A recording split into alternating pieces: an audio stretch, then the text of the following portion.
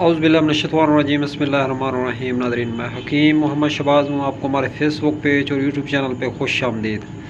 तो ये आयल है ओजाबी तेल, पुराना नाम जो है इसका करामाती तेल है। अबकरी दवा खाने की जानब से ये बेहतरीन और ज़बरदस्त रिज़ल्ट और एक दवा है। तो इस्तेमाल के हवाले से बात करें तो बैरूनी इस्तेमाल है इसका। इसको हल्का सा गर्म कर लें और गर्म करने के बाद जो है पट्टी वगैरह जिस तरह बांधी जाती है, तो पट्टी वगैरह की सूरत जो है बांध दें इसके ऊपर। तो ये दर्दों की बेहतरीन और ज़बरदस्त दवा है।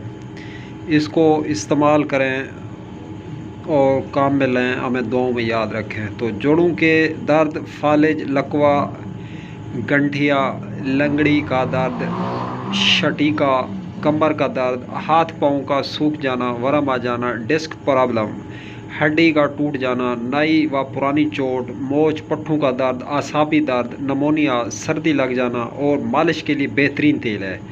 तरकीब इस्तेमाल के हवाले से बात की जाए तो मकाम दर्द की जगह पर हल्का हल्का मसाज करके गर्म कपड़ा बांध लें। इसके अलावा नीम गर्म दूध में 10 कतरे मिलाकर पी भी सकते हैं, या मुआलिज के मशवरे से इस्तेमाल करें तो सबसे बेस्ट है।